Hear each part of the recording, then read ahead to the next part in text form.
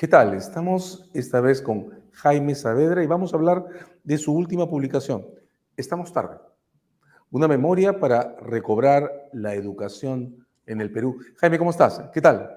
¿Qué tal, César? ¿Cómo estás? Gusto saludarte. Encantado que compartas este tiempo con nosotros. Jaime, este libro tiene varios planos o creo varias maneras de leerse. Hay mucho de tu vida personal aquí.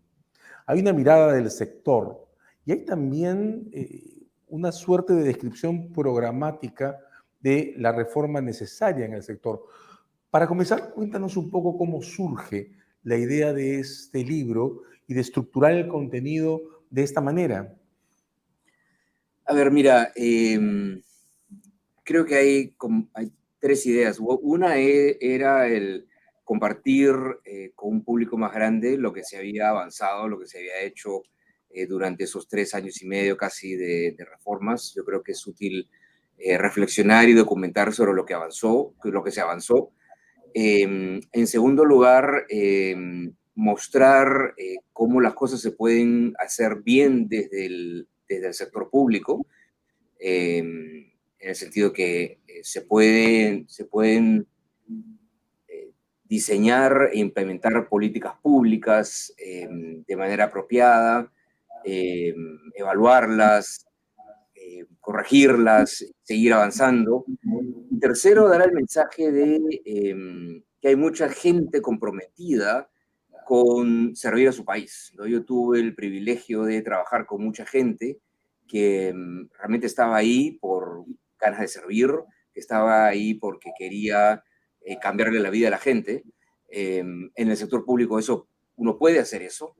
Es una gran oportunidad, es una gran responsabilidad al mismo tiempo, y hay muchísima gente, en particular muchísimos jóvenes, que están comprometidos con esa tarea y realmente quieren avanzar, quieren hacer algo por su país.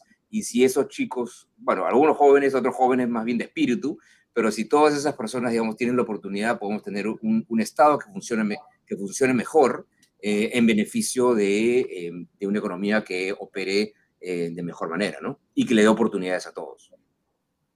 Es imposible ver tu libro y no recordar que al comenzar El Páramo Reformista, Eduardo Darjan ubica el proceso de la reforma que lideraste, esta singularidad de haber pasado de inmediato de un gobierno a otro gobierno, ambos de signo distinto, como un hito de ese proceso que comienza con la transición del año 2000 y de alguna manera comienza a terminar con esa escena desagradable en el Congreso del 16 que se produjo alrededor de tu permanencia en el cargo. ¿Encuentras tú, en efecto, que ese 2016 marca un hito dentro de un proceso que estaba convirtiéndose o ya se había convertido en una política de Estado en forma? Yo creo, primero quisiera rescatar esa primera parte que tú mencionas, ¿no? Que el hecho que el presidente Kuczynski haya tomado la decisión de, bueno, que la persona que es ministro en este momento que continúe de un gobierno a otro, yo creo que fue una señal muy interesante de madurez política del país, de ambos presidentes, ¿no? Del presidente Humala y el presidente Kuczynski, de facilitar esa continuidad. Yo creo que eso fue una señal muy interesante porque básicamente mostraba eso, que acá hay una política de Estado y por lo tanto hay que seguir avanzando, obviamente siempre hay cosas que perfeccionar, pero hay que seguir avanzando en esa línea independientemente de que esta persona haya sido ministro eh, de otro gobierno, ¿no? Yo creo que yo rescataría más bien eso, ¿no? Y yo creo que eso fue una excelente señal. Bueno, señal que se interrumpió por los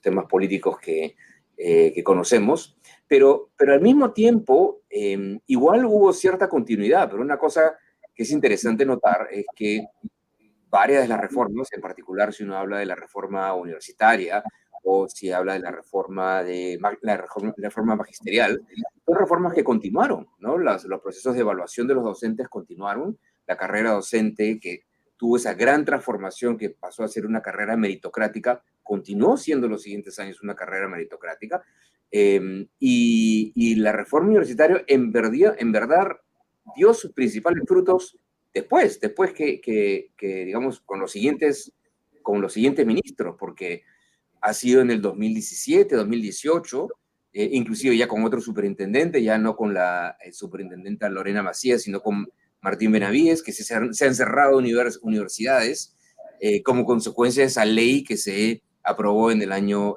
2014. Entonces, si bien hubo una interrupción de la gestión ministerial, sí hubo una continuidad todavía en los años siguientes de la reforma, lo cual en general fueron buenas señales, ¿no? Eso es importante. Yo querría tu impresión sobre esta idea. En el último tiempo, desde que hemos empezado a constatar el modo en que el Estado, lo público, se ha deteriorado en el marco de las últimas crisis, se ha impreso cierta forma de pesimismo sobre la evaluación colectiva del ciclo que comienza en el 2000. Hay un énfasis en describir el exceso de tecnicismo en el manejo de un gobierno que no logra, o que no logró, o que quizás no pudo consolidar una imagen fuerte de lo público, pero la experiencia de la reforma educativa de alguna manera abre una señal en sentido contrario. ¿Te parece que este modelo, el de la educación, pudo en efecto instalarse, puede en efecto representar eso que el proceso que comienza en el 2000 no alcanza a consolidar? En el sentido digamos, de una educación pública, digamos, como tu principal mecanismo de igualación de oportunidades, yo diría que sí, ¿no? O sea, sí es cierto de que, a ver, cuando tú hablas de tecnicismo, me imagino, te refieres a, digamos, que han habido gabinetes que se decían, bueno, somos tecnocráticos, ¿no? Entonces estamos avanzando un conjunto de reformas. Yo creo que en ese sentido, en educación, yo creo que habían empezado a darse desde antes, inclusive, de la gestión con el presidente Humala, inclusive con el gobierno anterior, ya se habían dado las primeras, digamos, las primeras semillas, ¿no? De lo que era una reforma educativa que podía tener beneficios para los chicos, ¿no? Ya las primeras intentos de una reforma, por ejemplo, meritocrática, de cambiar la carrera magisterial a una carrera meritocrática, se dieron con el gobierno de García. No solamente que para un número limitado de maestros, pero entonces eso se retomó en la ley de reforma magisterial con el presidente Humala, pero ya para todos los maestros. Entonces ahí yo creo que ya habían habido algunas señales. Un currículum basado en competencias, es algo que se había iniciado inclusive antes del gobierno de García. Otras cosas que se habían iniciado antes, por ejemplo, era que el Perú es uno de los países que tenía los mejores sistemas de medición de aprendizajes, ¿no? Acuérdate, el Perú mide sus aprendizajes desde el año 2007, lo cual ya implica un reconocimiento, ¿no? De esa preocupación de que el reto en educación no es la escolaridad, no es que los chicos estén en la escuela nada más, sino que el reto en la educación es que estén en la escuela y aprendan. Entonces, justamente Perú fue uno de los primeros países de América Latina que empezó a medir sistemáticamente sus aprendizajes desde el año 2007. Y eso es lo que nos permitía tener una evaluación censal a lo largo del tiempo. ¿Te das cuenta? Todas esas cosas empezaron antes, mucho antes del momento en el que nosotros pudimos estar y que yo pude estar como ministro. Entonces yo creo que ya se había avanzado, digamos, en una ruta de ir modernizando la educación, y yo creo que se aceleró en esos años. Se aceleró y remarcas, y han continuado en diversos aspectos, sí, planos, ¿verdad? Bueno, digamos, hay ataques legales actualmente y cosas que seguir probablemente discutiendo, pero tú sí entiendes entonces, o sí asumirías que hay una agenda instalada más allá de avances y retrocesos. Hay una agenda instalada, pero también hay que reconocer que el desarrollo de los países no es lineal, ¿no? No siempre se avanza, y es un tema de, bueno, hay que acelerar los avances, ¿no? A veces se avanza y a veces se retrocede. ¿no? Se retrocede por presiones políticas, se retrocede por intereses de algunos grupos. Entonces, el desarrollo de los países no es perfectamente lineal. Pero entonces, pero hay que seguir avanzando, ¿no? Hay que seguir presionando por reformas que estén orientadas al bienestar de los chicos. Ese es, Pues, no es inevitable que haya retrocesos en algún momento, no es inevitable, eso pasa, pero bueno, de los retrocesos uno se tiene que recuperar, ¿no? Y la sociedad peruana se tiene que recuperar. ese seguir avanzando es una idea que atraviesa el texto. Quiero citar un fragmento, está en la página 47. Es un recuerdo tuyo de un CADE del año 2007. Cuentas, en algún momento percibí que había una resignación ante la idea de que la educación peruana, en particular la educación pública, no podría ser nunca de buena calidad y cumplir con el objetivo de ser el gran igualador de oportunidades. Marcas ese desánimo arrancado en el 2007 y te recuerdo este fragmento en un momento en que estamos atravesados por el desánimo. ¿Encuentras tú que mirando en perspectiva estos ciclos políticos más bien largos, esta falta de linealidad con la que reconocen las historias políticas, tenemos todavía razones para poder confiar en recuperar esta agenda, sostener el proceso de reforma educativa?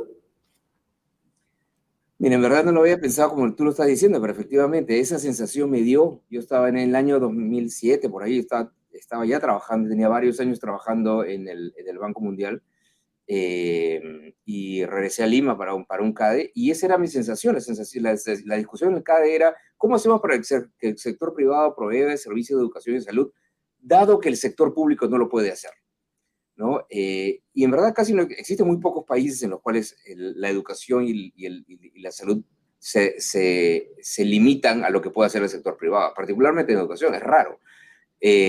Siempre los países desarrollados tienen un sistema público de educación fuerte, que todos los países desarrollados, los países más ricos. Pero ahí la lógica era, no hay nada que hacer. Como el sector público no lo puede hacer, veamos a ver qué se puede hacer a través del sector privado. Entonces, eso me sorprendió, ¿no? Porque, bueno, efectivamente, aun cuando en algún momento de la historia el sector público no lo está haciendo, bueno, entonces hay que mejorar tu sector público. No es una cosa, no es una cosa definicional, ¿no? El sector público siempre lo va a hacer mal, pero ese era lo que estaba instalado, ¿no? Entonces, efectivamente, si en otros momentos hay esa sensación, uno puede salir de eso, ¿no? Eso no es algo, como hemos visto, yo creo que hemos salido de eso, y una de las intenciones también de la gestión era mostrar eso, ¿no? Mostrar que efectivamente la excelencia es factible desde el sector público también. No es que sea fácil, pero es factible, ¿no? En los que abordas la cuestión de lo público, ¿no? Y quiero regresar sobre ambos. Uno primero es esta pregunta que te haces en la página 244. ¿El Estado es entonces muy grande o muy chico? Cuéntanos un poco, ¿cuál es tu idea sobre el Estado y el papel del Estado en la sociedad? Eres de formación economista y eres un economista conceptualmente liberal. ¿Cómo te paras frente al debate sobre el Estado y su espacio? Ujú, ujú. Mira, para ponerlo de una manera sencilla, ¿no? Si tú quieres que un sistema capitalista funcione y funcione bien, y que además funcione para todos y que permita generar desarrollo y bienestar para todos, necesitas un Estado fuerte que justamente permita que esos mercados operen bien, ¿no? O sea, tú, para empezar, ¿no? Para que un capitalismo funcione, tienes que asegurar derechos de propiedad, y los derechos de propiedad los asegura alguien. Y eso lo que necesitas es un Estado que asegure los derechos de propiedad. Para que tú tengas capitalismo y no mercantilismo, ¿no? No es de que simplemente exista un Estado que responda a los intereses de alguien, sino un capitalismo en el cual realmente el mercado funcione. Tú necesitas que los mercados se regulen, porque no todos los mercados son perfectos. Los mercados tienen problemas de información, en los mercados pueden haber monopolios, pueden haber oligopolios, y cuando tienes eso, los mercados no te funcionan bien y no te puedes desarrollar. Y para eso necesitas un Estado fuerte. Necesitas innovación, necesitas diversificación productiva. Y en todos los países que ha habido diversificación productiva, efectivamente has tenido un Estado que ha fomentado la investigación y desarrollo, que ha puesto recursos en la investigación y desarrollo. Y por otro lado, si quieres un país en el cual aprovechas todo el talento, para aprovechar todo el talento, todos tienen que tener oportunidades. para que todos tengan oportunidades, necesitas a alguien que se asegure que una provisión universal, ¿no? De servicios básicos, como por ejemplo educación y salud. Y para eso también necesitas un Estado. Entonces necesitas un Estado fuerte para que tengas un modelo capitalista que te funcione bien. Y por otro lado, necesitas un Estado fuerte si es que tú realmente eres una persona liberal, que lo que le importa es la libertad de las personas y la libertad del punto de vista más positivo, no la libertad del punto de vista yo quiero hacer lo que me dé la gana, entonces no me interrumpas y no me regules los mercados. Eh, Cosa que a veces hay un reduccionismo de lo liberal en lo económico a eso, ¿no? Liberal es que el mercado funcione sin ninguna interrupción, eh, sin ninguna intervención de nadie.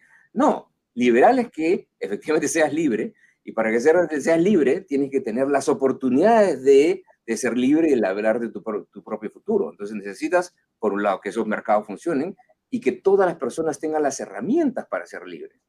Para que las personas tengan las herramientas para ser libres, tienes que intervenir de tal manera que te asegures que todos tengan educación y salud, por ejemplo. Entonces, si tú eres liberal y si tú eres capitalista, necesitas un Estado fuerte. ¿No? Eso es como lo veo, ¿no? Y efectivamente, si tú miras los países más exitosos, si tú miras Singapur, si miras Estonia, si miras Nueva Zelanda, si miras Finlandia, si miras Canadá, todos esos países tienen estados fuertes y obviamente recaudaciones tributarias bastante más altas que las peruanas, ¿no? Tienes una paráfrasis muy simpática. Citas a Churchill para decir que la democracia no es el mejor de los sistemas políticos, pero es mejor que todas las alternativas y que el mercado puede no ser perfecto, pero sigue siendo mejor que todas las alternativas.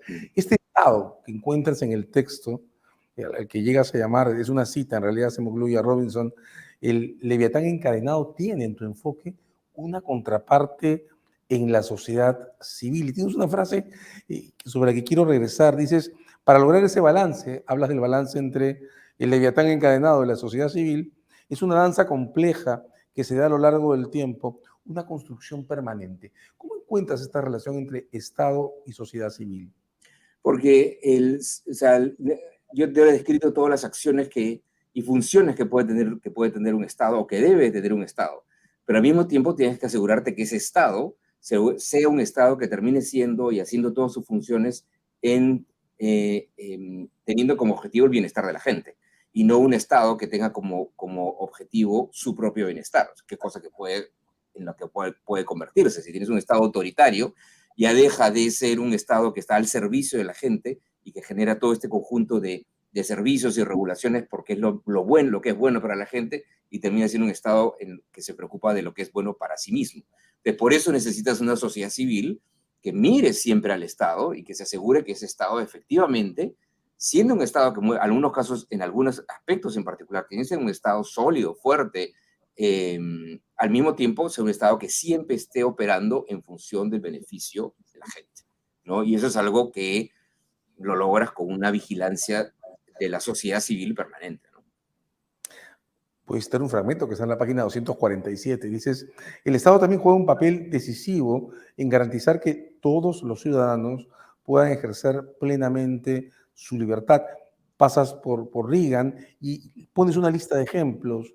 Una persona que más de vivir sobrevive, que dedica todas sus energías a subsistir porque no recibe los más básicos servicios, ¿es realmente libre? Una niña talentosa que no puede ir a una buena universidad porque no cuenta con recursos o es víctima de discriminación, ¿es libre? Yo pienso que no, dices. Una sociedad que se organiza de manera tal que el Estado asegure que esa niña tenga la oportunidad de ir a una universidad, está garantizando que esa niña sea verdaderamente libre. Un comentario en clave teórica, ¿estás asociando libertad con igualdad en la definición del papel del Estado? A veces hay una contraposición, ¿no? Y a veces dicen, mientras más, si él, es como que la gente que más, o que se dice, ¿no? Que soy liberal desde el punto de vista económico, lo ve como que la parte de la equidad o la igualdad es algo que lo ve la gente izquierda, que es algo que no es compatible la libertad con la igualdad. Y lo que justamente ahí yo quiero decir es que no, es exactamente al revés, ¿no? La libertad no es incompatible con la equidad, no es compatible con la igualdad. Con la igualdad me refiero a la igualdad principalmente de oportunidades, no me refiero a la igualdad de resultados, ¿no? Sino la igualdad en términos de que todos tengan la posibilidad de labrarse su propio futuro. Entonces, en verdad, un economista liberal, ¿ya? Es un economista que quiere que funcionen esos mercados, esos mercados bien para que tú seas libre, y al mismo tiempo, ¿no? Esa libertad al mismo tiempo es una libertad inclusiva, porque quiero que todos sean libres.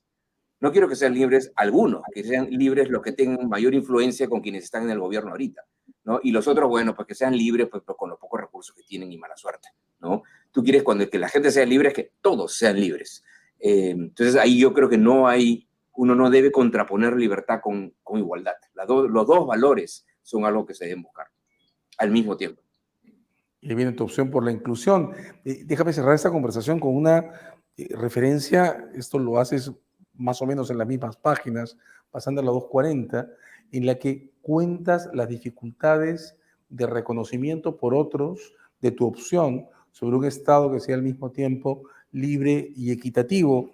Este facilismo con el que tu opción por un Estado fuerte ha sido tomada como si fuera una forma de comunismo, caviarismo o algo semejante. Citas además a Piero Ghezzi, otro profesional de formación liberal que también ha liderado en el mismo horizonte temporal que tú opciones que conducen a esta inclusión como síntesis entre libertad e igualdad. ¿Qué impresión te da esta dificultad para reconocer que un Estado fuerte es parte de una opción más bien institucionalista que de ese binario simplón entre comunismo y anticomunismo? Bueno, yo creo que es eso, ¿no? Tú te has respondido, ya te he respondido, que es algo, es un simplismo lamentable, ¿no? Es todo, hay una cosa que o eres si es que no, si es que piensas en algún tipo de rol para el Estado, entonces eres un comunista. Entonces, con esa lógica, ¿no? Francia es comunista, Canadá es comunista, Noruega es comunista, Singapur es comunista, ¿no? Y Finlandia es el comunismo más absoluto, ¿no? Entonces, es una cosa bastante absurda, ¿no? Pero lamentablemente es lo que vemos ahora en una discusión política, no solamente en Perú, ¿no? Sino en muchas partes que es una caricatura, ¿no? Es una caricatura de extremos, ¿no? Y por otro lado también, ¿no? O sea, por un lado es ver todo lo que implica Estado es malo, pero también lo ves del otro lado, ¿no? Si tú dices, no, que el mercado y el capitalismo es lo que ha generado el crecimiento de los países, te dices, no, entonces eres un fascista neoliberal, ¿no? Pero tampoco eso es cierto, porque los países que han crecido bajo un modelo capitalista, ¿no? Y que han crecido con libertad, porque también tienes algunas economías que pueden haber, que tú puedes, bueno, han crecido también, y no necesariamente son libres y democráticas, pero bueno, justamente tienes un montón de libertades que están